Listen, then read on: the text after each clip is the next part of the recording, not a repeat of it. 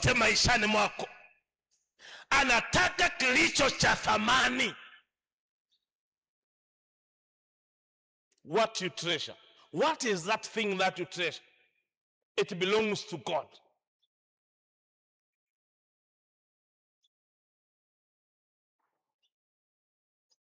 I surrender.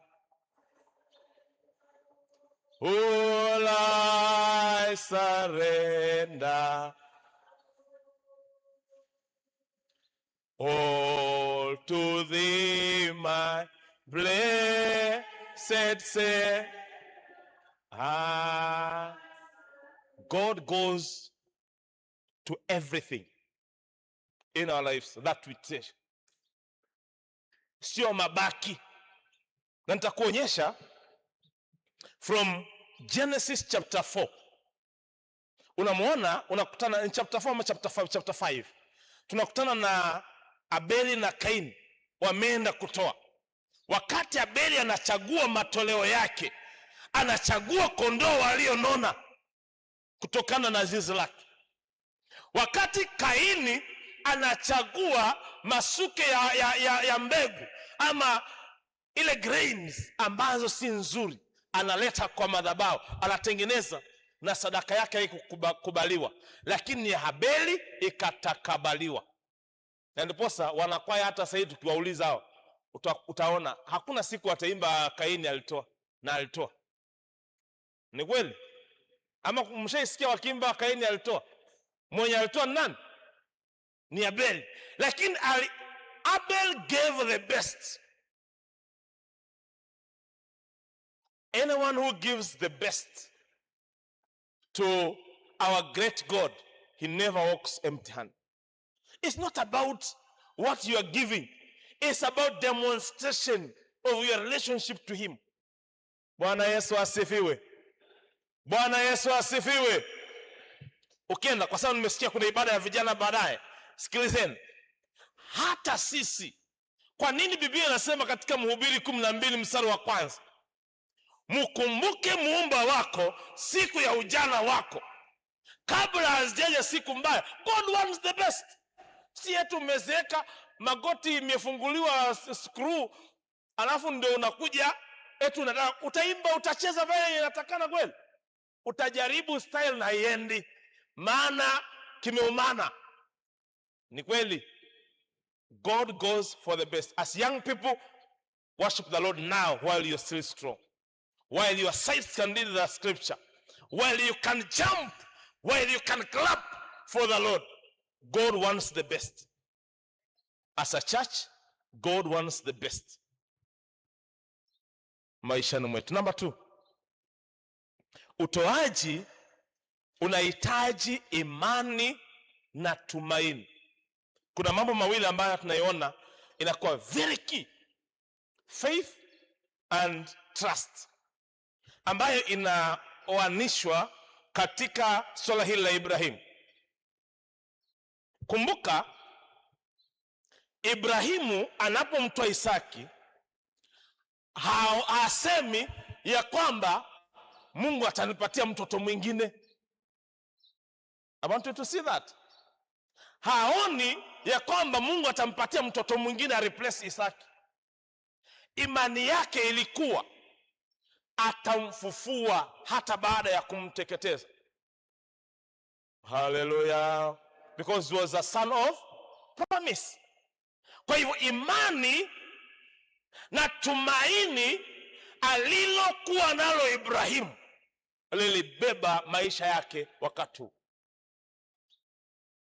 Utoaji wa imani ndio unaojenga maisha yetu hata katika Agano Jipya. Giving by faith and trust in the one who provides everything. As you come to give, as you step forward, step by 1, faith, and 2, trusting in the one who provides everything. Hallelujah. How? Let me take you very fast to to Hebrews chapter 11. Hebrews chapter 11 inakuonyesha hiyo kuanzia mstari ule wa 17 na 19.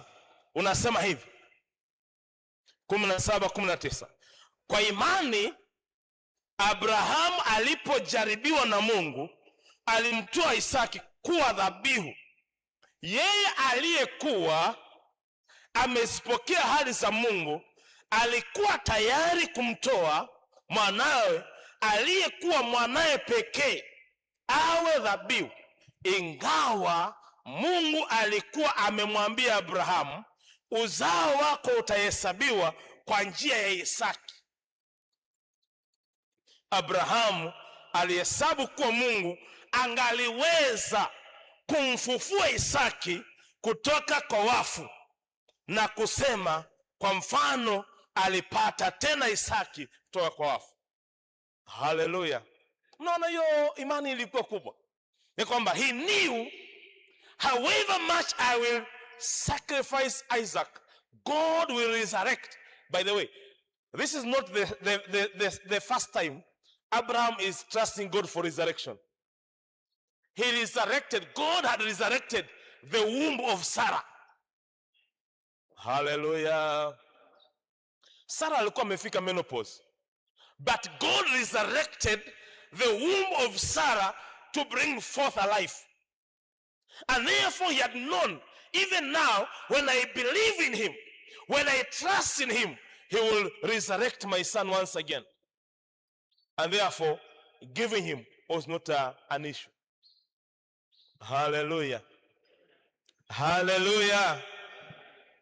When you get resources na zile mali ambao uko, ni wangapi wanajua hata leo unapofika kuchanga ya kwamba kile unatoa kwa imani Bwana anaweza kurudisha?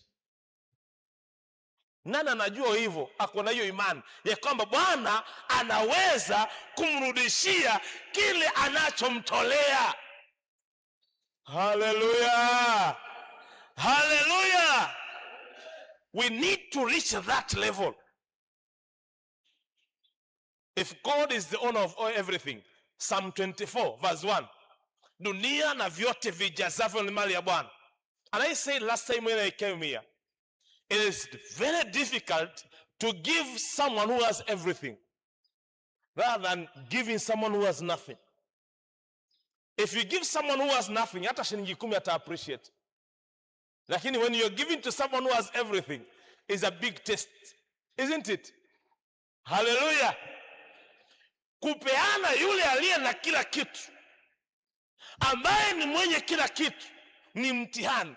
Sasa hiyo haiangalii tu kutoa, inaangalia uhusiano. Na ndipo nasema imani ndio inaangaliwa. Sasa hivi the litmus paper katika mchango huu wa leo ni imani yako kwa Mungu na tumaini lako kwake.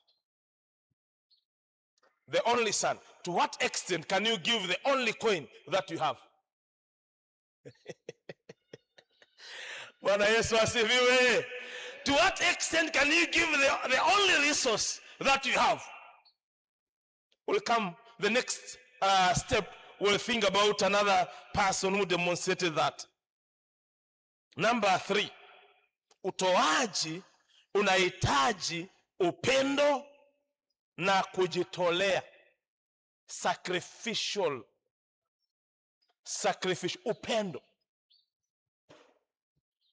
Ndugu zangu na dada zangu, kwa unyenyekevu sana, nataka niwaulize swali. Je, tunamjua mwenye tunayemtolea?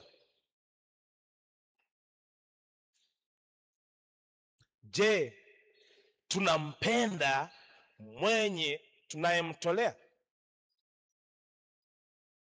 Na tunaweza jitolea kwake tunayemtolea?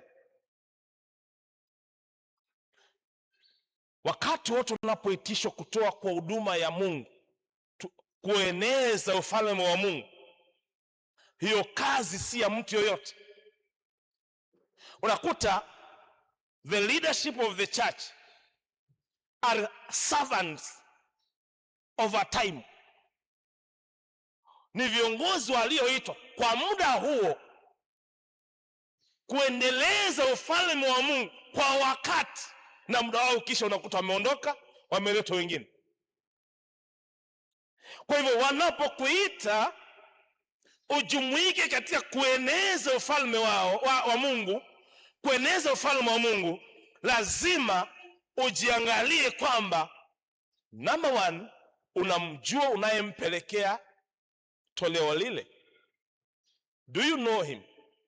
Number two, do you love him? Kwa hivyo inahitaji upendo, sacrifice.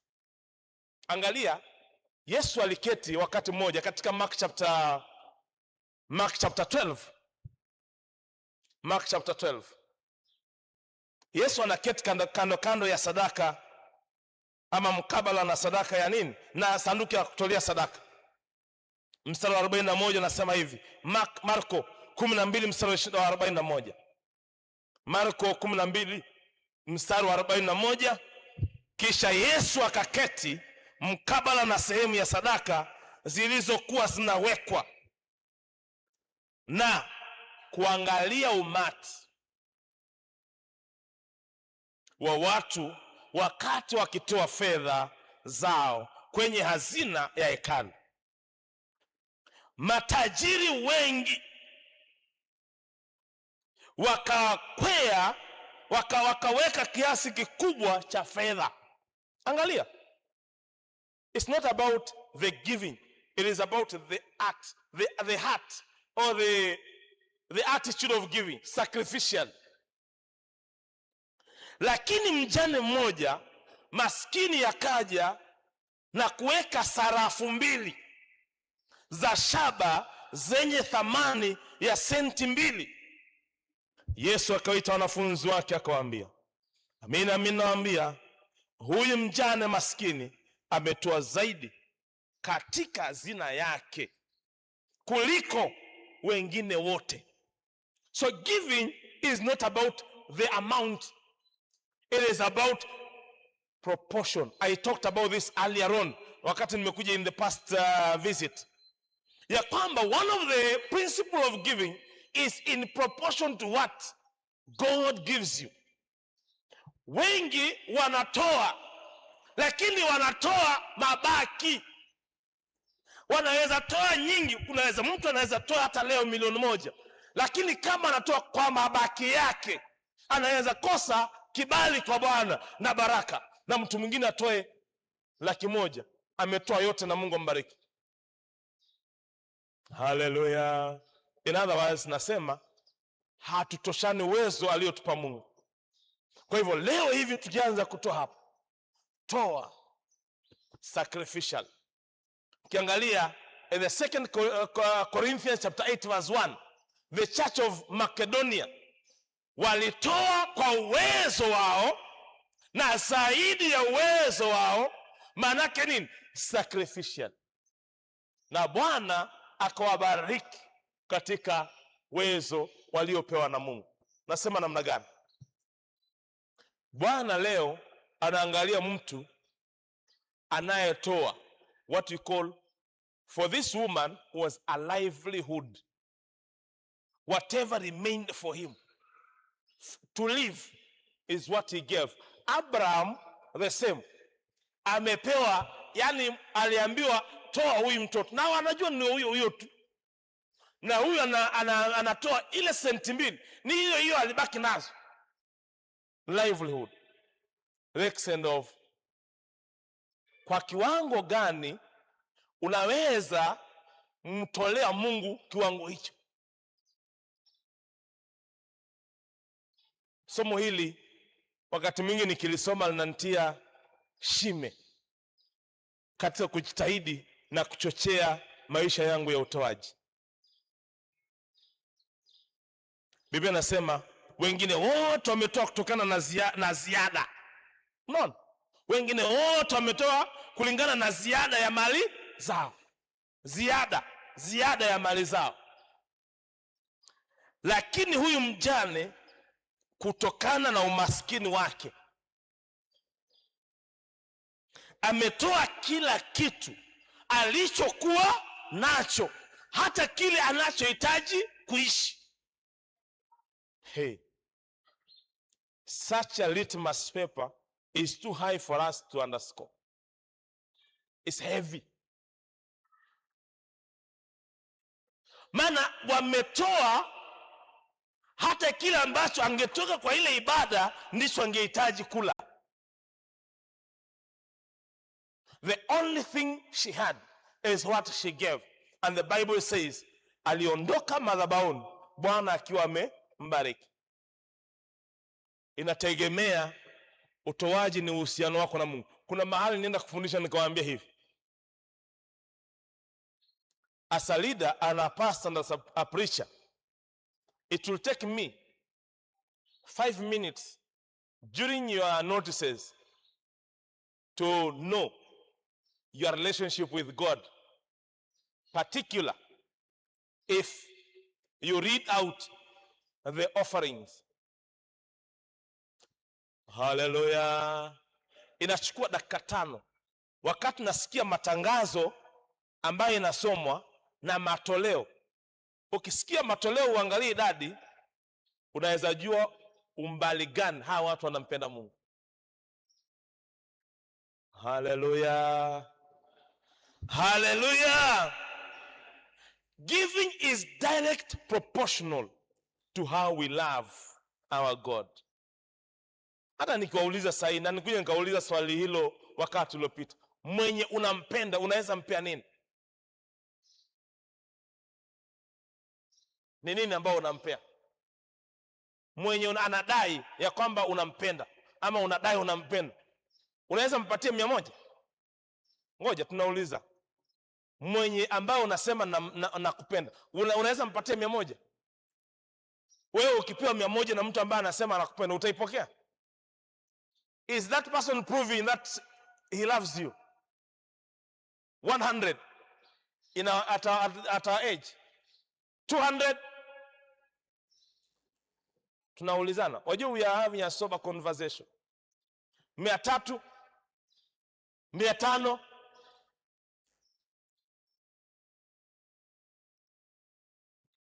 As often as we do our best to demonstrate how we love our own spouses,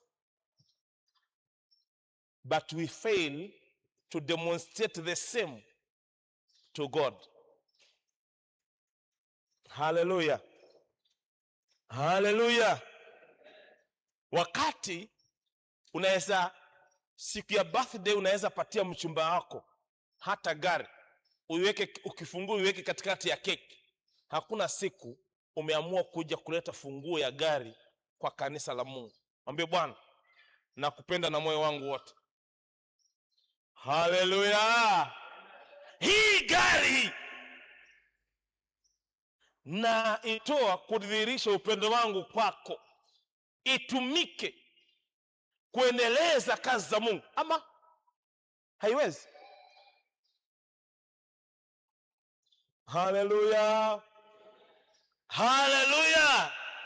Lakini hata hiyo hukuulizwa, ile umepeana kwa yule ambaye unayependa, alikuuliza? Hakuuliza. You will never hide the best for the people that take the greater part of your heart. And even so, when you fully love God, sacrificing for him is not a big thing. It comes automatic.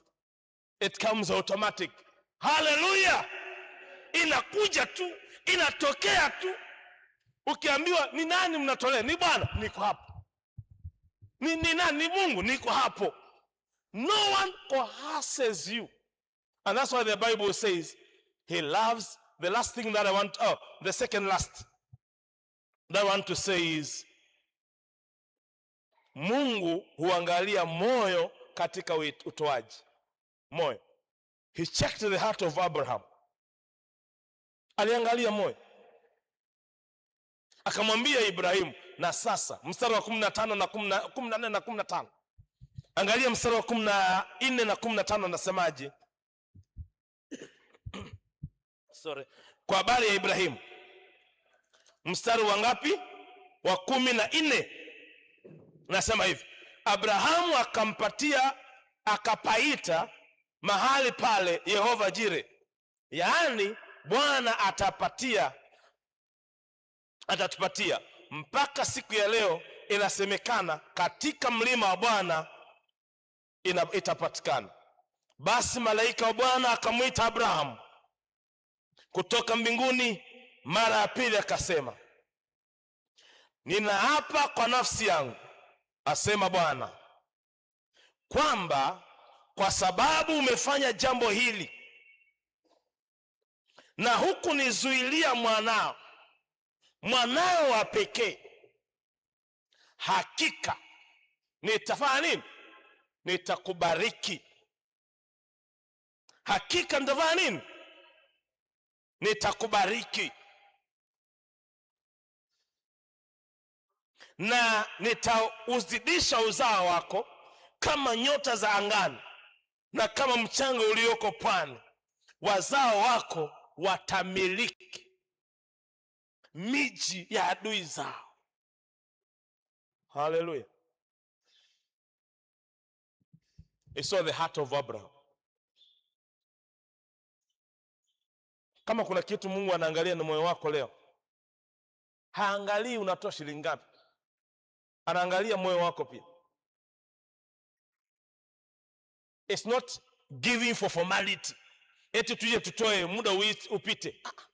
Hata wakati wa sadaka ikiwekwa hapa, usije kutoa kwa sababu kikapu imewekwa. Toa kwa sababu moyo wako, you are a cheerful, a liberal giver. Mtu mkarimu, toa out of ile abundance ya ukarimu wa moyo wako. Hallelujah. Moyo, mtu mkarimu, mtu yule hawezi kosa, maana moyo wake ni mkarimu. Bwana anaangalia moyo. Na ndiposa Biblia inasema mkikosana.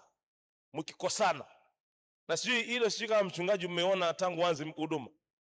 Mimi nimefikisha mwaka 21 na hili sijaliona katika kanisa la 21 ya karne 21, ya kwamba Biblia inasema ukikosana na mtu unaleta sadaka, ufike hapo katikati ama hapo katikati, ukija on your way to the altar unakuja kutoa sadaka, si ndio?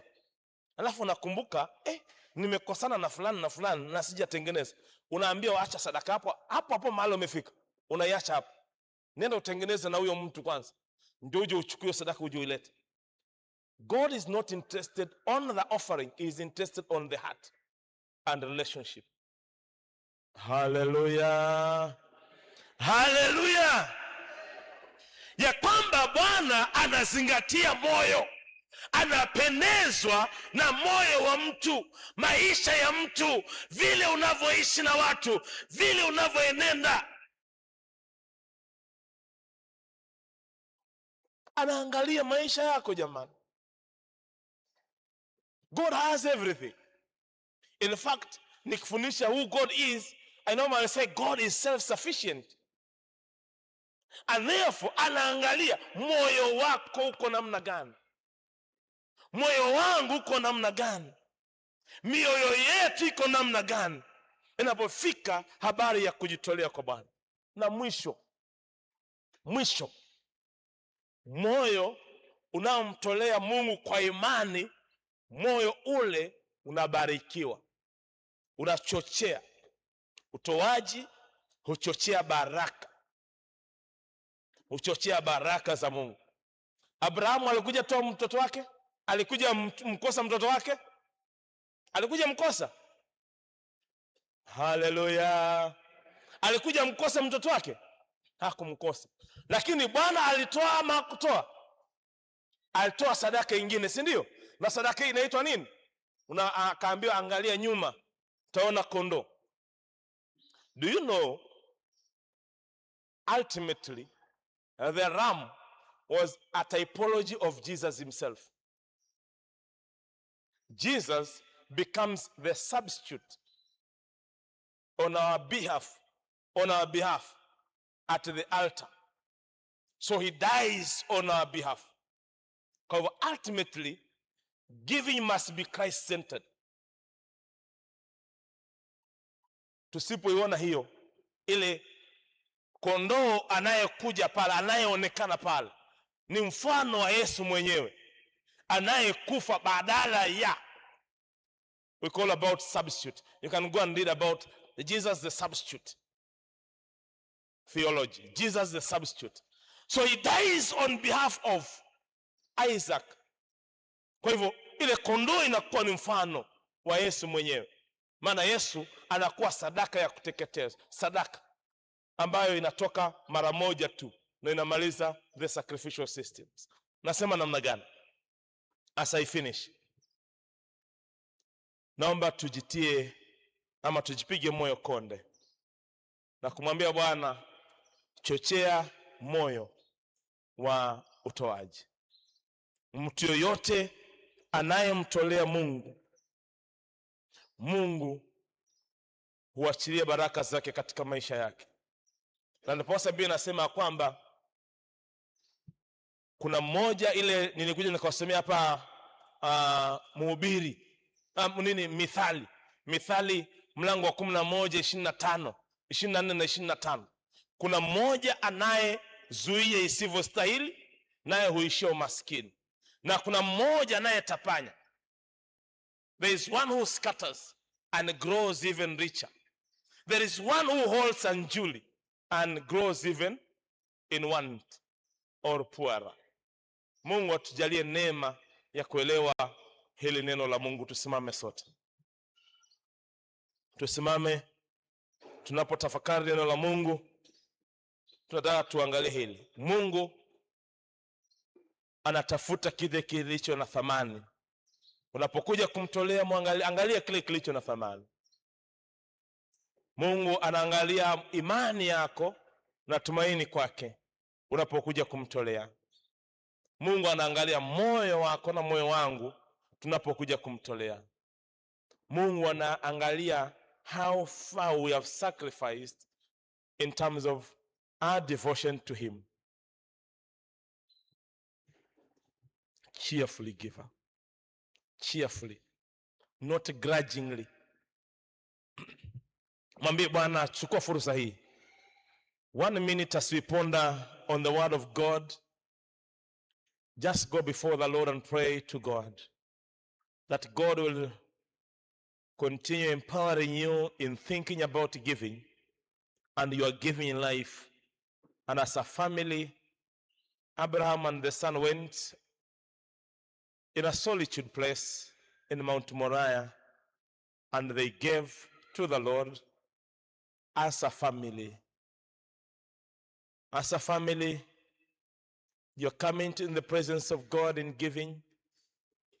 Ask God to give you understanding. Mwambie Bwana akujalie neema, uonyeshe upendo wako kwake kupitia matoleo ama resources, mali ambayo anayekupatia.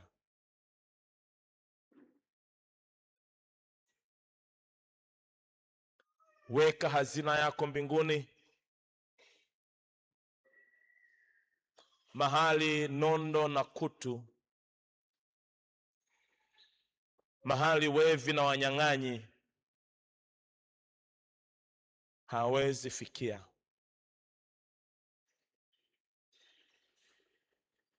Endelea kutafakari uliyosikia siku ya leo. Mwambie Bwana achochee maisha yako, na si hapa kanisani tu, nyumbani, shuleni, katika kongamano za jamii zozote zile. Mwambie Bwana, chochea ukarimu, chochea moyo wa imani, chochea tumaini katika kutoa. God never leaves a cheerful giver. Tuombe. Ee Baba wa mbinguni, tunapoyatafakari haya yaliyo makuu, tunaamini neno moja tu katika mlima wako, Ee Bwana, itapatikana. wewe ni Mungu mpaji. Katika upaji wako, hospitali hii kwa level ambazo zinazohitajika, kwa kiwango cha kutukuza ufalme wako na ukuu wako na kutukuza wewe Bwana, itapatikana. Sisi ni vyombo vyako kutumika siku ya leo tu kwa ajili ya utukufu wa jina lako Mungu wetu. Bwana, mtu yeyote atakayetoa siku ya leo kutokana na neno lako alilosikia, Bwana, achilia baraka zako juu yao, chochea karama zako juu ya maisha yao, bariki kazi ya mikono yao, wabariki waingiapo na kutoka tangu leo. Neema yako ikaendelee kuwa nyingi sana. Walinde Bwana kutokana na hali zote, toa changamoto zote mbele za maisha yao.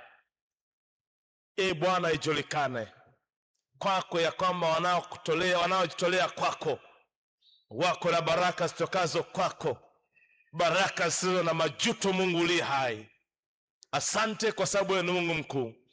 Timiza kusudi lako kwetu, na neema na jina lako litukuke kwa Yesu Kristo Bwana wetu, amen. Haleluya. Basi Mungu abariki sana mnapochochea utoaji wa imani. Neema ya Mungu iwe juu ya maisha yenu.